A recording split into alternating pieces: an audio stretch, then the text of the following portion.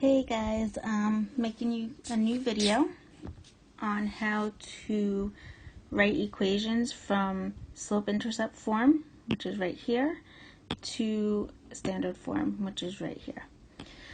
So, oops, let me go back, sorry. So, first example that we're going to look at is right here. So when you're doing these problems, you want to get x and y on the same side, okay?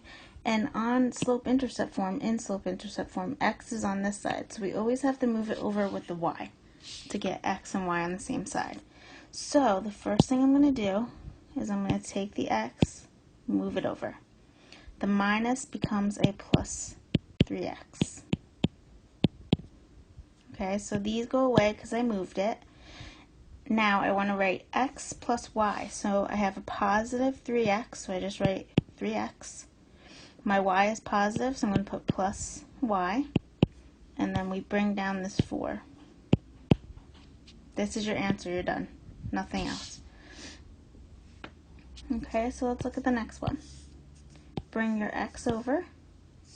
The minus x turns into a plus x. I moved over, so I start with the x, positive x. You don't put the plus sign. Okay, the y, we're going to put plus y. And then the minus 5, we bring it down. And this is your answer. You're done. Okay, pretty simple for the first part. So what we're going to go to next is problems that involve negatives and fractions, because we can't have that in front of the x. Okay, so let's look at the first one here. Okay, so I'm going to move the 2x over with a y. Positive 2x becomes a minus 2x. Okay, so I have minus 2x plus y equals, I bring this negative 1 down. Now, I don't want this negative here, so what we have to do is we have to take each term and multiply it by negative 1. So negative 1 times negative 2x gives us a positive 2x. Negative 1 times y gives us negative y. Negative 1 times negative 1 equals positive 1. So what you're really doing is, when you're multiplying by negative 1, is you're changing the sign. So the negative became positive, positive became negative, negative became positive. This is your final answer. Alright, so let's look at this one. Bring the x over. Positive x turns into a minus x.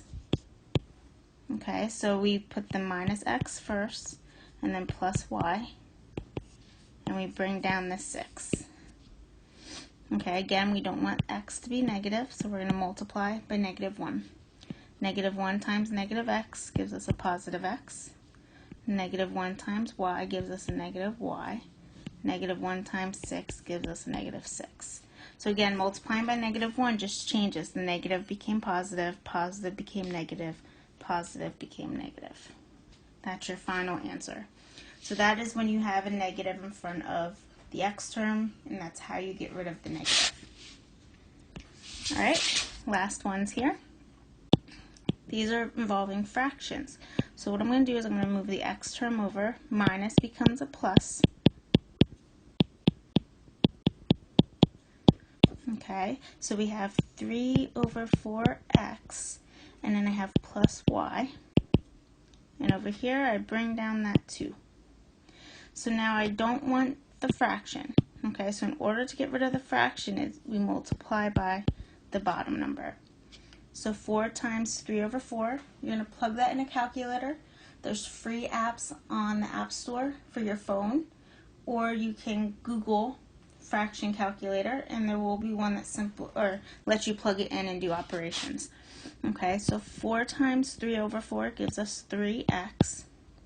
4 times y gives us 4y. 4 times 2 gives us 8. That's your final answer. Alright, let's look at this last one. So I have my x that I want to move over.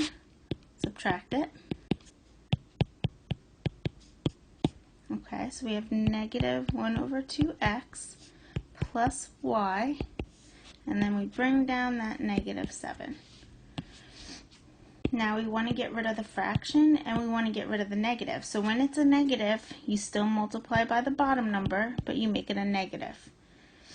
Negative 2 times negative 1/2 gives us a positive 1. X. Negative 2 times y gives us negative 2y. And then negative 2 times 7 gives us 14. Now you don't need the 1 there, so you can just write x minus 2y equals 14. And that would be your answer. Alright, so same idea what we've been doing in the last couple of days. I'm going to have you practice some more today, get you guys used to it. We're going to do probably an assessment Tuesday or Wednesday next week. I do have a Google Meet set up tomorrow. I believe it's at 11 or 11:30. I'm going to look at my calendar right now. 11. So if you can hop on around 11, I won't keep you long. Okay, I'll just go over some problems, answer any questions, see what I can do to help you guys out. Okay, and then next week I'm going to do more Google Meets. Optional, you don't have to do them. It's just if you want that extra support, okay, you'll have it. So if you have any questions, at least let me know, reach out to me, email me, message me, and we will get through it, okay? So hop on to Edulastic and you can work on this assignment, or you can wait till after the Google Meet, okay? You should get a link on the calendar in your email. So if you go to your email, it should pop up where you can just pop on, okay? So I'm still learning it, okay? So we'll do this together. All right, I will talk to you soon.